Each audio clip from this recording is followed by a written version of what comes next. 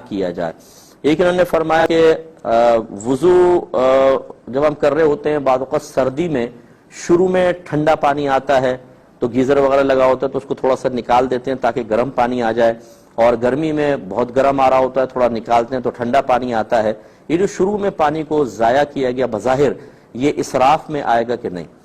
دیکھیں اسراف کی شرعی تعریف یہ ہے کہ اللہ تعالیٰ کی نعمت کو اس طرح استعمال کرنا کہ نہ اس میں کوئی دنیا کا فائدہ ہو نہ دین کا فائدہ ہو۔ تو یہاں پر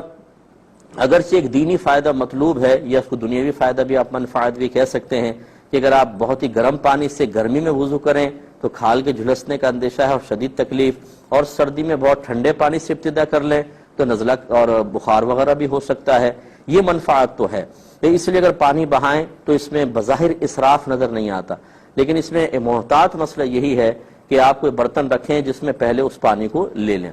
اسے کیاری میں ڈال دیں، جانور کو پلا دیں یا سائیڈ میں رکھ دیں، بعد میں جب وہ نارمل ہو جائے پانی پھر اس کو استعمال کر لیں، لیکن اس طرح ضائع کرنا جو ہے یہ بالکل مناسب نہیں ہے۔ اور فرض کر لیں کہ آپ کسی ایسے مقام پر ہیں جہاں کوئی برتن ہی نہیں ہے کہ اس پانی کو آپ محفوظ کر سکیں، تو پھر وہی مسئلہ ہے کہ اپنی منفعت کے حصول کے لیے اور خود اپنے آپ کو نقصان سے بچانے کے لیے اگر تھوڑا بہت پانی آپ اس طرح نالی میں بہاتے بھی ہیں تو یہ شرعاً اسراف نہیں کہلائے گا، کیونکہ بظاہر یہاں پر دنیاوی فائدے کا حصول مقصود ہے۔